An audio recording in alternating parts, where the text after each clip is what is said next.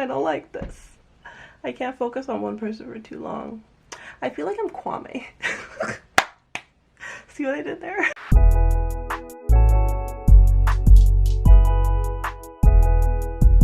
Hey guys, it's Miss Kex. I'm here. Sorry about last week. I was away. I was just going through something, but that was sort of because my laptop wasn't working. I just wasn't motivated. But guess what? I got a new laptop, so we're back in business. Okay, so for this week, I'm not going to review 2 episodes. Last episode was really good, but I don't feel like doing it. And this episode, I'm going to review it, but again, I don't feel like doing it because you'll just hear my thoughts. What's happening right now? It is me. It is I from the future to bring you news. Yeah, so I wasn't gonna do a review for episode 9, but then I saw a comment from one of my subscribers. I don't even know if you're a subscriber, but what's your name? LaQuissa Blade asked if I was gonna do a review. To be honest, I wasn't, but because I saw this beautiful comment, I'm just like, that's the motivation I needed. And I just want to do something for somebody, so I'll do it. I was gonna be lazy and not do it, but it's okay. I'm gonna do it. Okay, here you are. Let's go. Bye. So for my first theme of episode 9, I'm just gonna briefly talk about the monster is alive. So in episode 9, we see the monster that is Arabella unfold. Arabella went into the body of water and came back up a monster ready to devour all men in her path, especially straight white men. As she's sitting on her bed, she's sort of imagining, or I guess thinking about, like all the white men she knows in her life, and they are taking on the form of the rapist. And she's sort of just dwelling on this. She's building up this hate.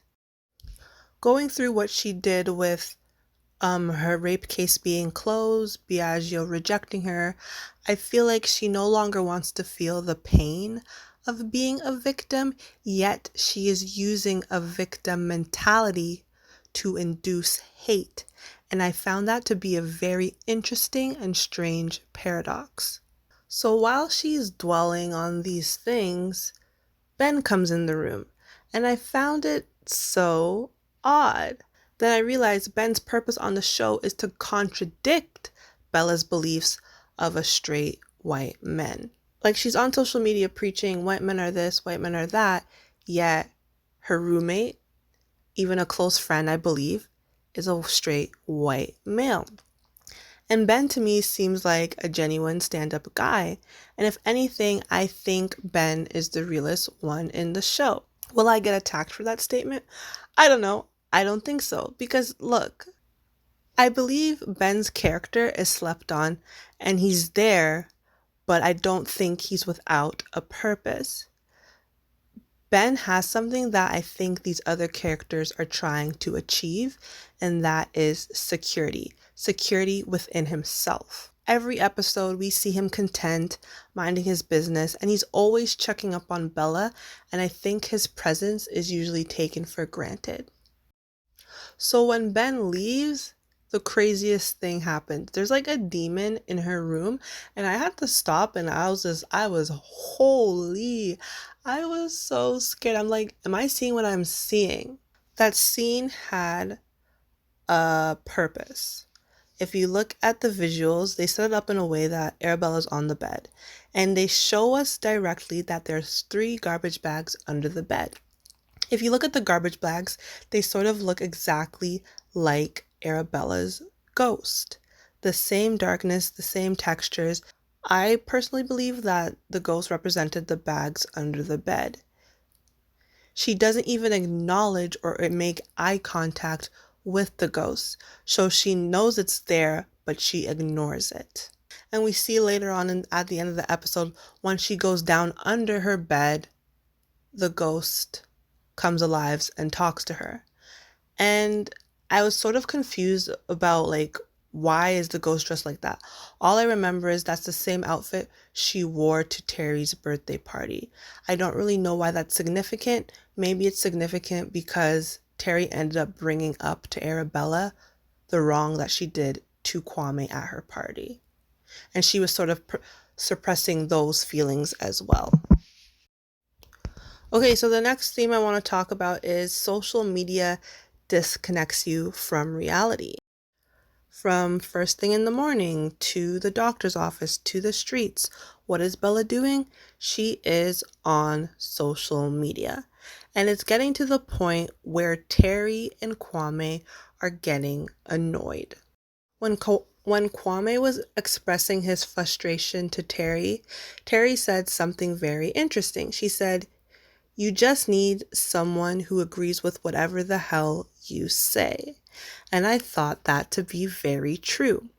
Social media is sort of like an interesting platform because there's a lot of confirmation bias. What basically confirmation bias means is you're looking for information that confirms what you already believe. So with Bella, she flocks to social media not only because it's a distraction, but she gains validation from her 15,000 viewers.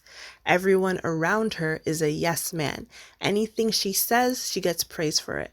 Anything she says, and it could be the most wackest thing, it could be the most outlandish thing, someone is just going to be there to praise her or say, "Yeah, girl, yes, you know what you're saying." There's no one really there to contradict her.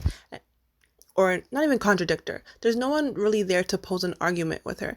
And if they are, they're more like a troll.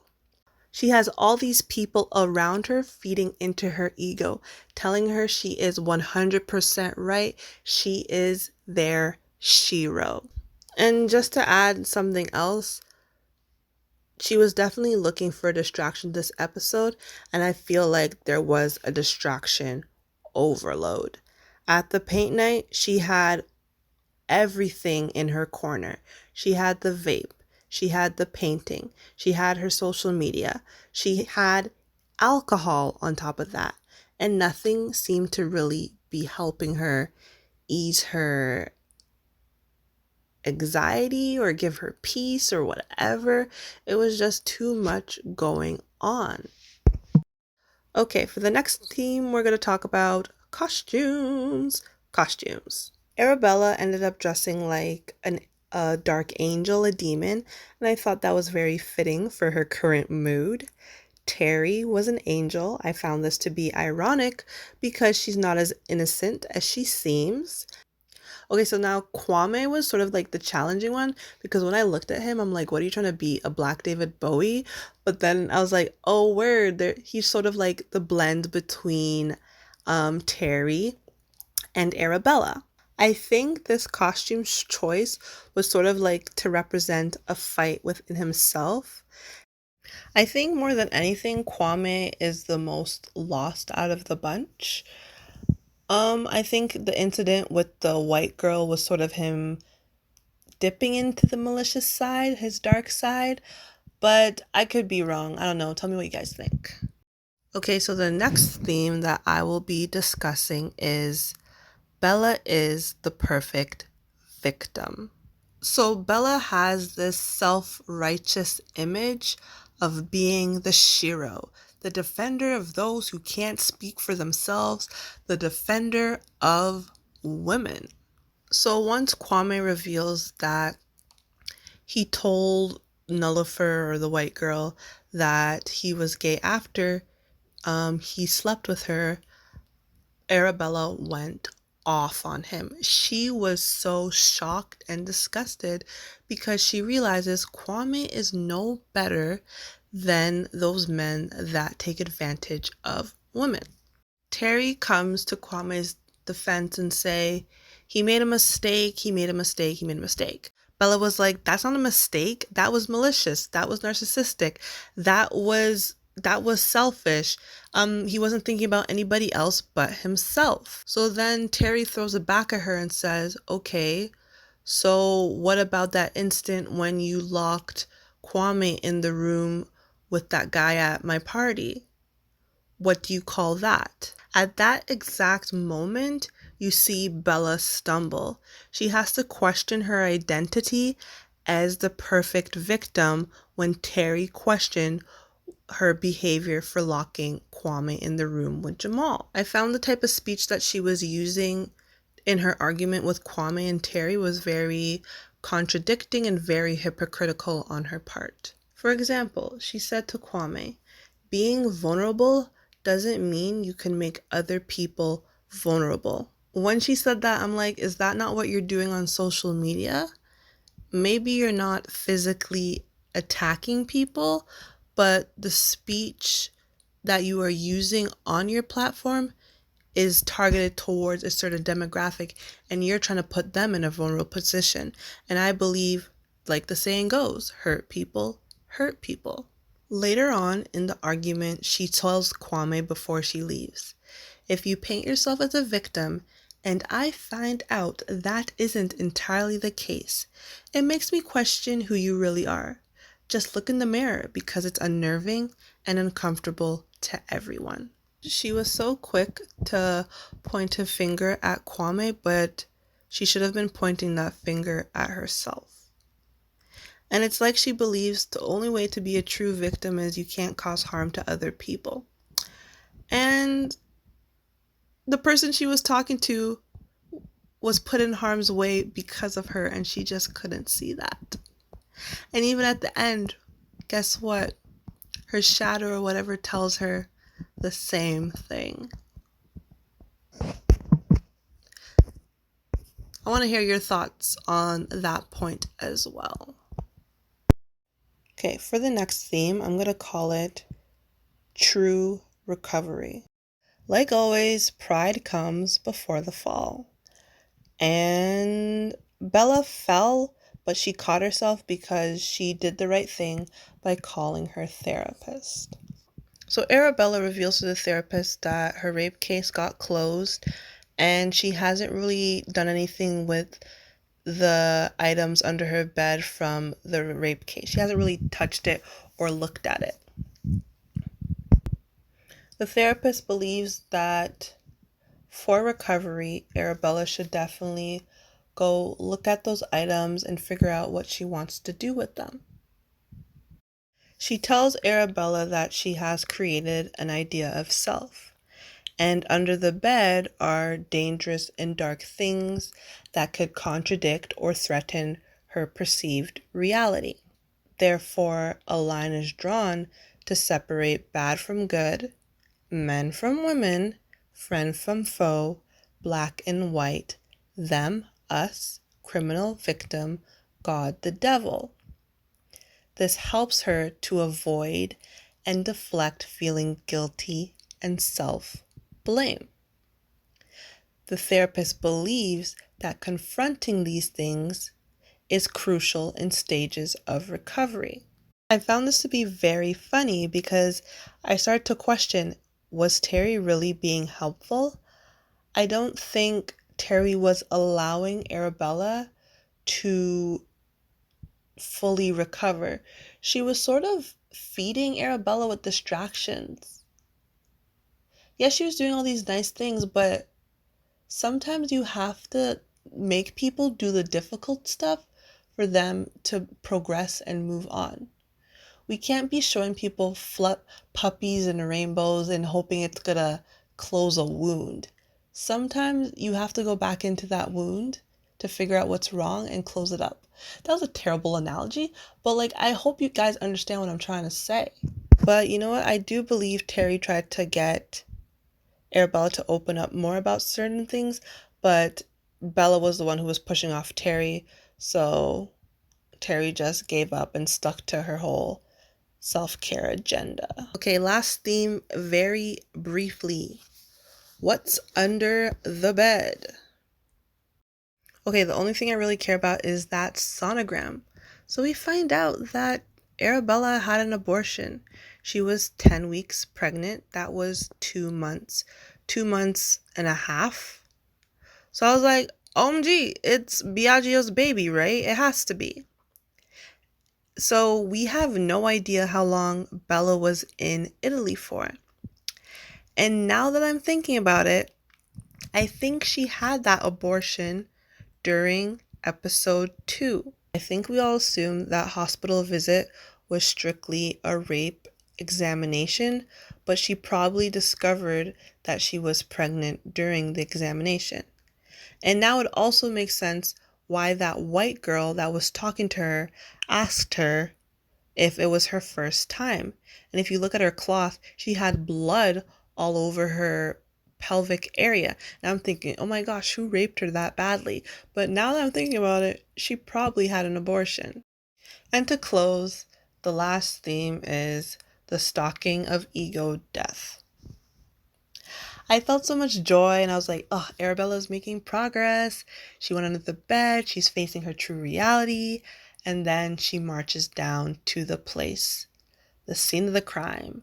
And she just sat there and looked straight in. I'm like, oh no, this is the new obsession. Social media is gone, but this is where she's going to be filling her time. And I don't know if that's a good thing or a bad thing. I'm pretty sure that's a bad thing. I feel like to truly move on, you have to let go. And stalking ego death, I don't think is the answer, but who knows? Let's see what happens in the next 2 episodes. Okay, that was episode 9. Let's move on to episode 10. So, what is the context of this episode? This episode, it is Arabella's mother's birthday, which means we're gonna get to meet her family. So in the comment section, you guys know I talk about the family sometimes. I'm always saying, oh, I wonder when Arabella's gonna tell her family that she got raped. Does Arabella's family know that she's got raped? So we finally meet the family, and I was so excited because I'm like, when you meet the family members of a character that you're following, you get to see a glimpse into the reason why the character is the way they are. But with this episode, I feel like it sort of fell short. I don't know.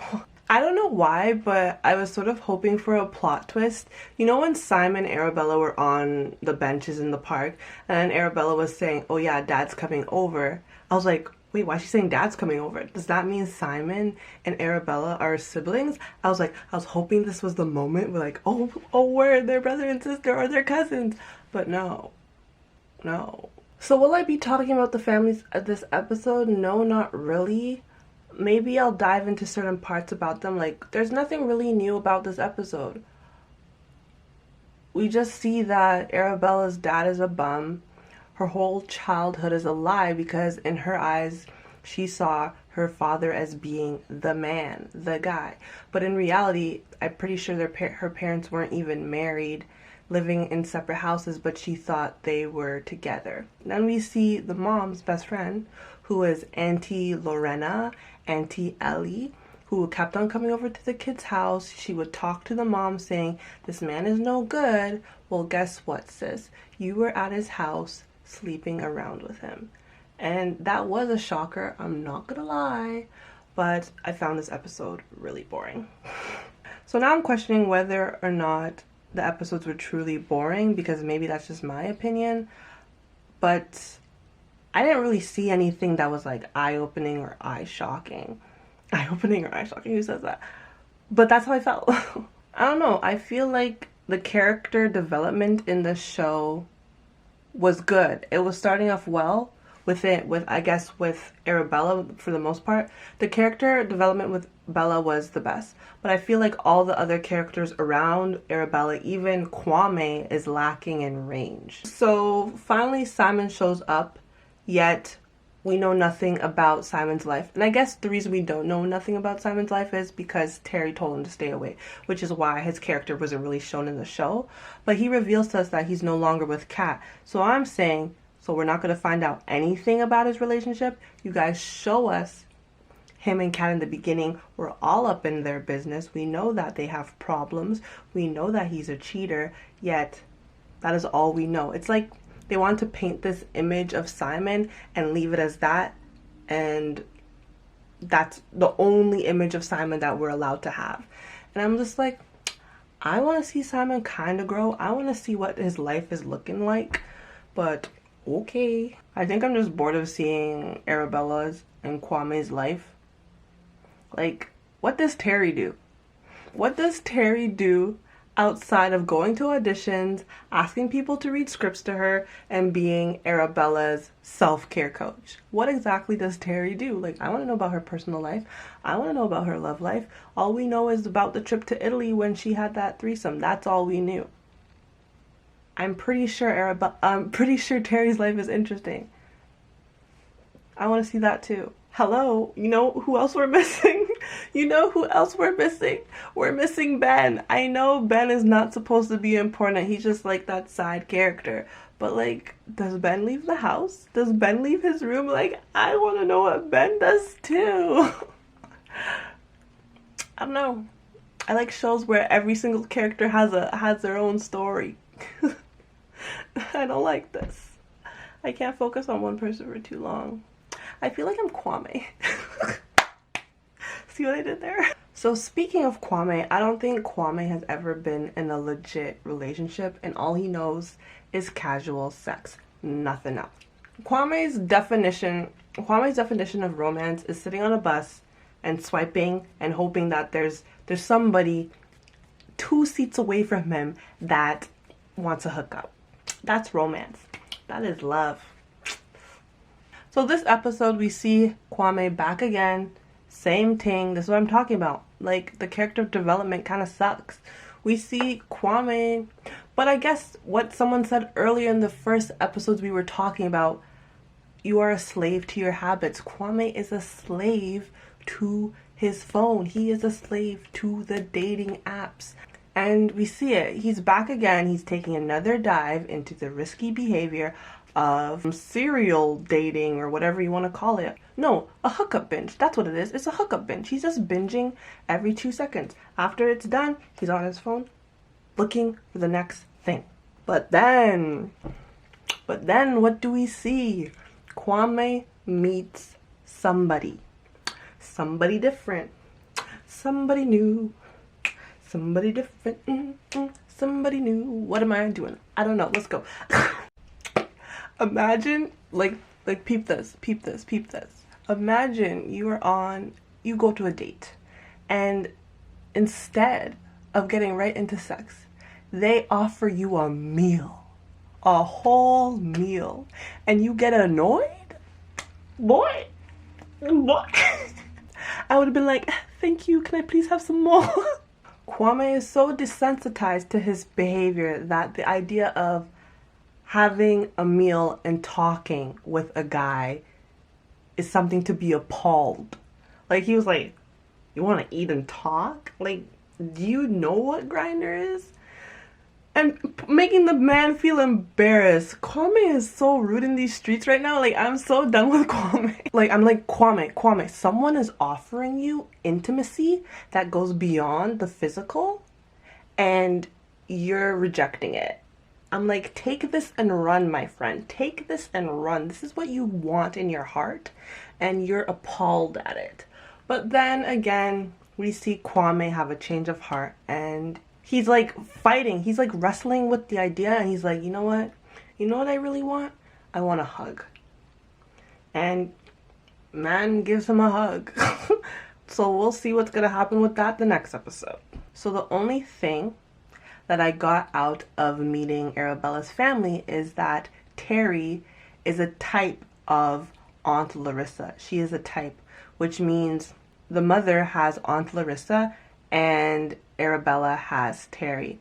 And both these women sort of betray their friends. And I think that's why the lie with Terry hits really heavy, because we see that Aunt Lorena was someone the kids trusted, someone the mother trusted. And in the end of the day, Arabella catches Aunt Lorena at her father's house. Now, with Terry, Arabella finally discovers the lie because Simon slipped up. So Arabella and Terry meet up to discuss their day. They're having dinner. And I'm at home, I'm just like, ooh, this is about to drop. Some fire is about to drop. Like, it's gonna go down. It's gonna get real. And it never happened. It never happened.